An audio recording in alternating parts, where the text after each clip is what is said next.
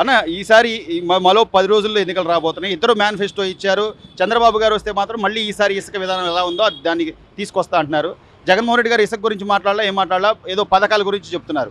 ఎవరిని నమ్ముతారు? అసలు ఎలా ఉంది పరిస్థితి, ఎలా ఉందంటారు ఒక సామాన్యుడిగా? చేతి వర్కర్లు అందరూ ఇసుక లేదండి, ఇసుక వల్ల మైనస్ అయిపోయింది. బిల్డింగ్ కన్స్ట్రక్షన్లు అన్నీ ఆగిపోయినాయి.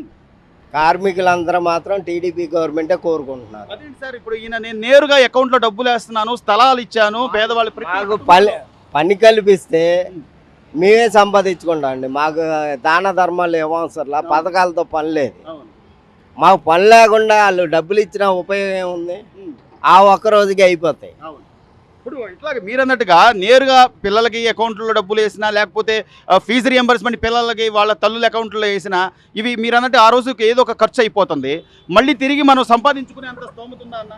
లేదండి రోజు నేను 1000 రూపాయలు సంపాదించుకోగలుగుతున్నాననే నమ్మకం లేదు. ఏ రోజు పని వస్తే ఆ రోజు లాటరీ లాగా ఉంది.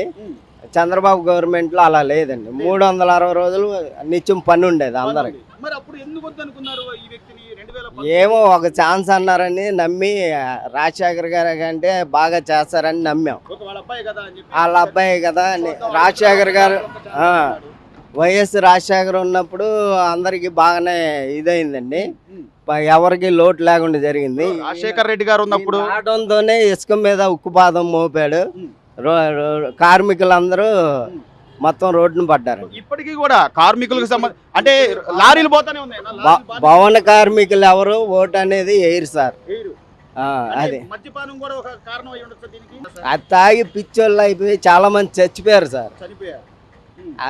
లెన్స్ పాడైపోయి అనాథలు అయిపోయినాయి చాలా మంది. సామాన్యుడు అయితే నమ్మరు సార్. మీ అభిప్రాయం ఏంటి సార్? ఇప్పుడు కరెంటు బిల్లులు కానీ, ఖర్చులు కానీ, ఆయన ఏమన్నాడంటే నేను వస్తే ఏది పెన్షను, నా ప్రభుత్వం పేదల ప్రభుత్వం, నేను పేదవాళ్ళ కోసమే వచ్చాను అన్నాడు జగన్మోహన్ రెడ్డి గారు. కరెంటు మీద 7 సార్లు పెంచారండి. మరి ఏం తగ్గించారండి? మాకు నిత్యావసర సరుకులు మొత్తం పెంచేశారు. దీనివల్ల ఉపయోగం ఏముందండి? బటన్ నొక్కుతున్నాను, డబ్బులు మీ ఇంట్లో నేరుగా మీ కుటుంబాల్లో నేను మంచి చేస్తున్నాను, డబ్బులు నేరుగా వేస్తున్నాను మీకు అంటున్నాడు. ఏం వస్తున్నాయి? ఒక అమ్మఒడి ఒకటి పడిద్ది మాకు, ఇంకేం పడుద్ది అని చెప్పండి? సంవత్సరానికి ఒకసారి. అది 15,000 రూపాయలు అన్నాడు, 13,000 రూపాయలు ఇస్తున్నాడు. దాంట్లో కూడా 2,000 రూపాయలు తీసేస్తున్నాడు. ఇంకేం ఇస్తున్నాడు మాకు? ఇంకో 2,000 పెంచాడు కదా సార్. అంటే మీకు 2,000 పోయినాయి అని 17,000 చేస్తాను అంటున్నాడు. అది కూడా చివరిలో ఇస్తాను అంటున్నాడు. మద్యపాన నిషేధం అన్నాడు, మద్యపాన నిషేధం లేదు. అసలు ఏమన్నా ఒక 500 సంపాదించుకుంటే తీసుకెళ్ళగలుగుతున్నారు ఇంటికి? ఏమంటే 500 రూపాయలు తీసుకెళ్ళవు, సంపాదించుకుంటే 230 రూపాయలు అక్కడ కోటకి పెట్టాల్సి వస్తుంది. ఏంటి ఇంకా దాని మీద ఖర్చు, పైన ఖర్చు. పొద్దున్న టిఫిన్ చేస్తున్నాం, మధ్యాహ్నం భోజనం చేస్తున్నాం. ఏంటి ఏయో నిత్యావసర ఖర్చులు ఉంటాయి.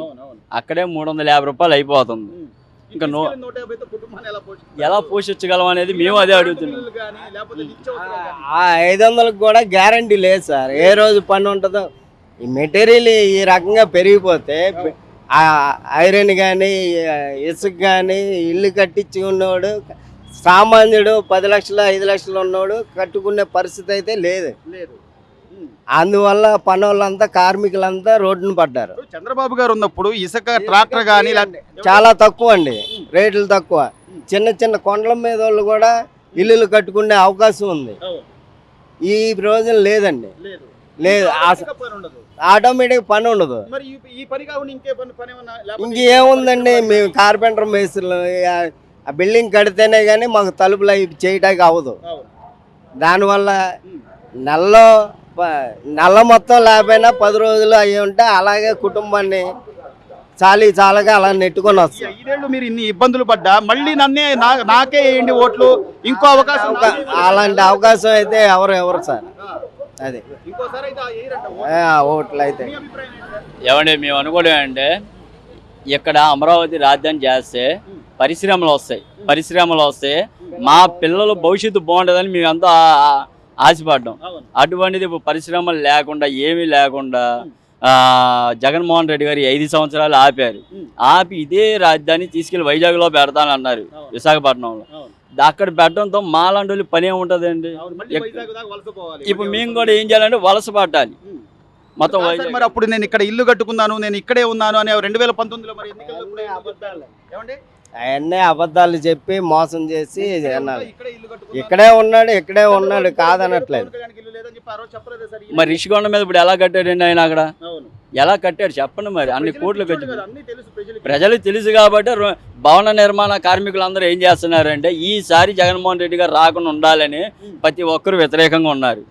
టీడీపీ ప్రభుత్వం కూటమి, బీజేపీ, జనసేన, టీడీపీ ఈ 3 ప్రభుత్వాన్ని నమ్ముకొని ఉన్నారు అందరూ కూడా. అవును. ఈ 3 పార్టీలు అజెండాగా పార్టీ ప్రభుత్వం రావాలి, టీడీపీ ప్రభుత్వం రావాలి, బాబు రావాలి, మా బతుకులు మారాలన్న మాట సత్యంగా ఉంది ఇప్పుడు. సో అంటే ఈ రోజు మీ కుటుంబాల్లో నేను మంచి చేశాను, మీ కుటుంబాల్లో మంచి జరిగింది అనిపిస్తేనే నాకు ఓటేయండి, నేను సింగల్గా వస్తున్నాను, నేను పేదవాడిని, నేను మీ బిడ్డని, ఇవన్నీ ప్రజలు నమ్మట్లేదు అంటారా? ఎక్కడ నమ్ముతున్నారు? గులకరాయితో నన్ను దాడి చేసి చంపబోయారని మాటలు కూడా మీరు నమ్మట్లేదు. మాటలే కదండి, మాటలే కానీ నిజాలు ఎక్కడ ఉన్నాయి చెప్పండి. అదేంటి సార్, చాలా రోజులు ఆయన కట్టు కూడా కట్టుకుని కట్టుకున్నారు, 2 కుట్లు కట్టారు అన్నారు, మళ్ళీ అది తీసాక కుట్లు కూడా కనబడలేదు అన్నారు, కనీసం మచ్చ కూడా కనబడలేదు అన్నారు. అది సో ప్రజలైతే అమాయకంగా లేరంటారు. లేరుగా. ఇదివరకు రోజులు రాజశేఖర్ గారు వాళ్ళ అబ్బాయి ఒక ఛాన్స్ ఇచ్చి చూడండి, జగన్మోహన్ రెడ్డి గారు అంటే సరైన ఒక ఛాన్స్ ఇచ్చాం, ఇస్తే దాన్ని ఏం చేశారు? నిలబెట్టుకోవాలి. అయిపోయింది సార్, లేదు ఇంకా అవకాశం లేదు. సొంత చెల్లెలు అప్పుడు నేను జగనన్న వదిలిన బాణాన్ని అని చెప్పి షర్మిల గారు తిరిగారు, వాళ్ళ అమ్మగారు తిరిగారు, ఇప్పుడు వాళ్ళ అమ్మగారు లేదు. చెల్లెలు అయితే అసలు అలాంటి వాడికి ఓటేయద్దు అంటుంది. సొంత బాబాయ్ కూతురు అయితే కనీసం హత్య చేసిన వాడిని ఆయన పక్కన పెట్టుకుని తిరుగుతున్నాడు, ఈయన నమ్మబాగని అంటుంది. ఇవన్నీ జనాలు నమ్ముతారన్నా? తెలుసంటావా? అవన్నీ వ్యక్తి వాళ్ళ బాబాయ్ ఎవరు చంపారు తేల్చలేడంటావా? ఎందుకు తేల్చలేరండి? తేల్చాలంటే ఎప్పుడో తేల్చవచ్చు. అధికారంలో ఉన్న వాళ్ళే నెగ్గు తేల్చకపోతే ఇంకెవరు చేస్తారు సార్? సో ఇదంతా ప్రజలకైతే తెలుసు, ప్రజలు మార్పు కోరుకుంటున్నారంటారు. మార్పు అయితే కోరుకుంటున్నారు సార్.